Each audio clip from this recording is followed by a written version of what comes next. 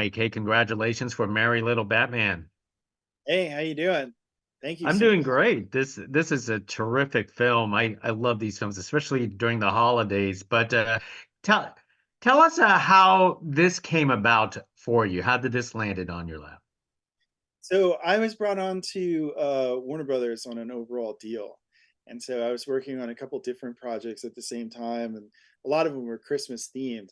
And one of the executives, Sammy Perlmutter, had this idea of like, what if we had like Batman as a kid, and then these like villains break in, right? And it's like a little bit of a homage to Home Alone, and so he pitched that elevator pitch to me. Of course, I love Batman. I love Christmas stories. I was all in right from the get go. And so from there, we got Guillaume Fesque as the art director to come in and help, developing the visual style. And we got Morgan Evans to come in to help, exploring, what the story could be and more of what this world could be. But that's where it began. Now, I've watched the film itself, and it is terrific, and the animation style. I mean, it's so mesmerizing in its own way. Tell us how you developed that, how you wanted to be different from other Batman animation before. Yeah, 90 years worth of Batman, there's so many different iterations, and it's like it is important for, you jumping into Batman for it to have its own identity and its own take. But like we didn't make it different just for the sake of it being different, right? We wanted to be driven by something. And so our story, like Christmas isn't a backdrop to it. Christmas actually is infused into every aspect of the movie.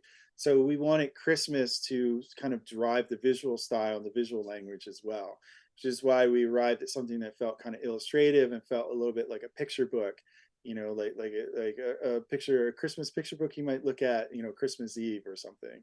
And that kind of gave us, the kind of sketchy lines, the monochromatic approach to color, sort of all of it. Yeah. Now, that you had a choice of a cast of characters of, Batman villains that you could have easily, that you did introduce. Um, who are your favorite to basically animate and put into the film? Oh my gosh. I mean, it was just so fun to see all these characters with this kind of design filter. I mean, Bane is so much fun. He was so much fun to draw. Poison Ivy is so great. Penguin made us laugh with him in the Rascal, but by far it had to be the Joker. And just sort of, I mean, again, it's so many versions of Joker, and who is our Joker and why? So we're seeing the world through Damian, who's a child. It's through his lens, but then Joker, our Joker, his counterpart, also is like a child. He's like a petulant adult who behaves very childlike, And it was really fun to just explore that space and kind of discover who that Joker could be. I have to ask, the song Batman Smells, how did that actually came about and put into the movie? Very organically. I think everybody just had the same idea at the same time. Like you got to have that. If you're gonna do a Batman Christmas movie, you got to have that song in it. We all grew up with that song, and you just so desperately want to hear Joker sing that. So Now, in your words, why do you suppose, Batman transcends, for generations, for, af one fan after another into even into this film? gosh, that's a brilliant question, and I don't have a quick answer for it. I mean, it's kind of like Scooby Doo. Why is Scooby Doo like just everybody loves Scooby over and over again? It's like tons of Scooby. Um, Batman. For me, Batman is just amazing. I don't even know like how to answer that, and I think everybody just kind of feels like there's something about that character. Like he has, you have so much sympathy for him. He's also such a good guy, and he's kind of mysterious, right? And he does everything that you would want a superhero to do, and he does it without any superpowers. He's like an everyday guy. He just does it with his mind and with his fortitude and with his tenacity. Of course, he's got billions of dollars to back him up, right? So that helps a little bit too. But I think it's like he's so human. There's such a humanness to him that you can connect with him in a different way than you can with other characters, other superhero characters.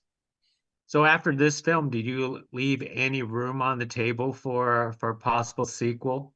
Oh, well, we are doing an animated series coming in the heels of this. So it's going to be called Bat Family. So it's the same core cast. We're going to be expanding the world, seeing some new villains, and we're going to be adding some new family members to the house, which are fun and surprising.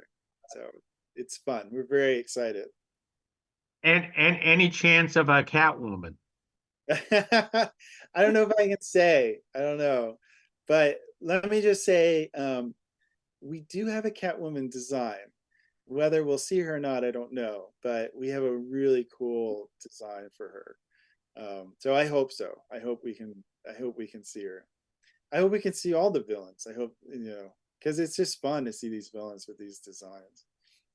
Most excellent. Well, Mike, I just wanted to let you know, watching Merry Little Batman is terrific, is because as an adult, this film made me feel like a kid. I mean, I was literally watching it from the kid's perspective, and and that's why this movie is terrific.